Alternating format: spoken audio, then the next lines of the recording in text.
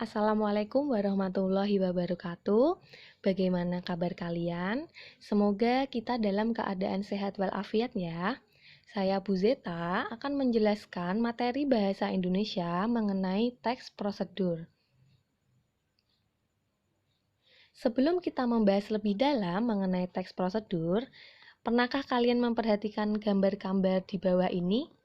Nah, berikut ini adalah gambar-gambar prosedur yang ada di dalam kehidupan sekitar kita. Nah, tadi kalian sudah memperhatikan gambar-gambar tersebut. Mari kita simpulkan bersama-sama. Teks prosedur adalah langkah-langkah atau tahap-tahap yang harus ditempuh untuk mencapai tujuan. Nah, jadi setiap tahapan yang dilakukan berisi informasi antara informasi satu dengan yang lainnya saling berkaitan. Jadi intinya teks prosedur itu terdapat tahapan-tahapan. Jadi kata kuncinya yaitu tahapan-tahapan atau langkah-langkah untuk mencapai tujuan. Kemudian kita masuk ciri. Nah, di setiap teks pasti terdapat ciri-ciri tersendiri. Kita bahas ciri teks prosedur. Yang pertama, judul ditulis secara jelas.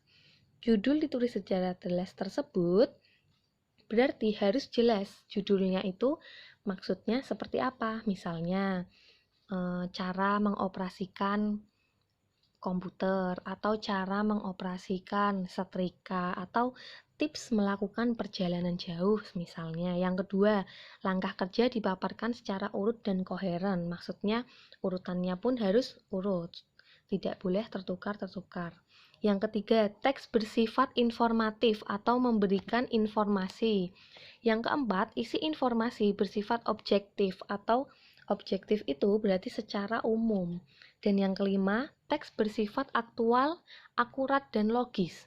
Di sini aktual maksudnya benar-benar terjadi. Kalau akurat berarti benar atau tidak boleh salah, jadi harus sesuai kenyataan.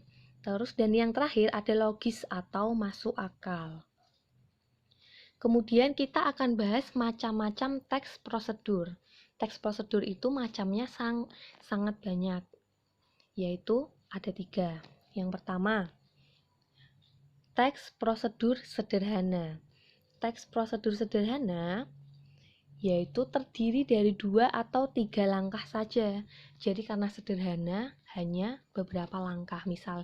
Misalnya yang paling gampang itu seperti mengoperasikan mesin cuci. Nah, itu kan hanya beberapa sangat sederhana. Atau mengoperasikan setrika, itu hanya sederhana saja. Terus yang kedua, teks prosedur kompleks. Nah, itu lebih kompleks atau lebih rumit, yang mencakup banyak langkah. Semisal cara untuk mengurus SIM, misalnya mengurus KTP atau mengurus tilang.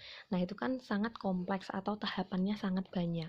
Dan yang terakhir ada protokol. Protokol itu mengenai langkah-langkah yang tidak terlalu ketat serta mudah dipahami. Nah, pasti kalian pernah mendengarkan misalnya protokol kesehatan untuk keluar rumah di masa pandemi seperti ini. Nah, itu kan sangat mudah dipahami seperti itu. Selanjutnya, nah, secara garis besar, teks prosedur itu memiliki beberapa bagian. Yang pertama, pernyataan umum, dan yang kedua ada tahapan-tahapan. Mari kita bahas satu persatu. Yang pertama, pernyataan umum tadi, yaitu pernyataan umum hakikatnya atau berisi mengenai gambaran awal teks.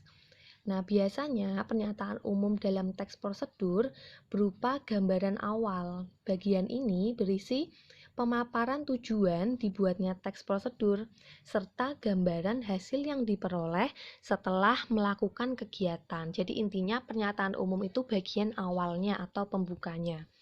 Ciri-cirinya berupa judul atau penjelasan, terdapat pengantar, tujuan yang hendak dicapai, isi mengandung pernyataan umum, dan yang terakhir informasi yang memuat kegiatan besar yang nantinya akan dijabarkan.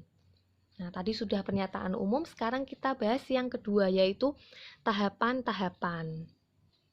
Tahapan-tahapan dalam prosedur Biasanya berupa langkah-langkah yang dipaparkan secara urut, terperinci, dan tidak dapat dirubah urutan kegiatannya. Jadi itu sudah paten, urutannya tidak bisa berubah.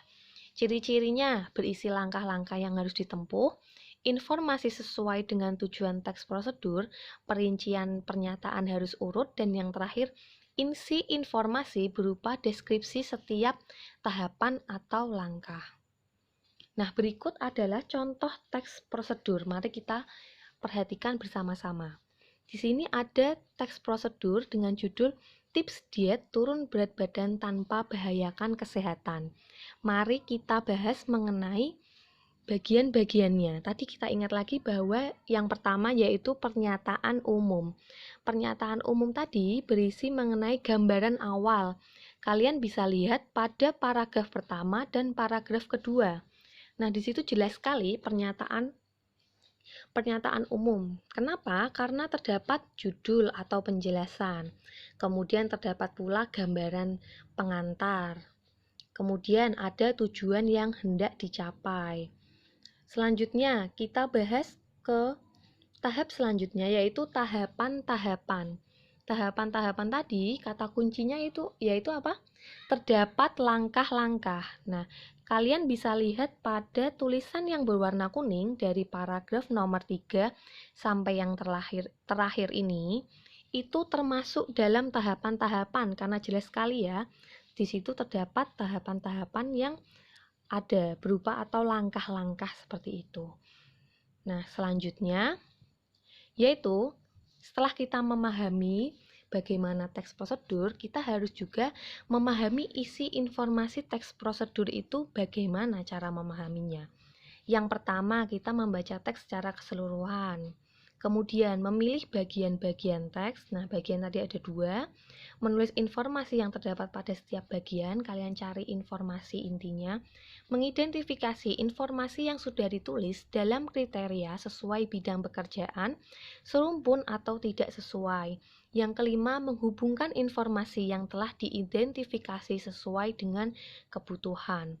Dan keenam, memberikan penilaian terhadap informasi dan menyimpulkannya. Nah, sudah itu tadi pertemuan pertama kita mengenai teks prosedur. Sampai jumpa di pertemuan yang selanjutnya. Wassalamualaikum warahmatullahi wabarakatuh.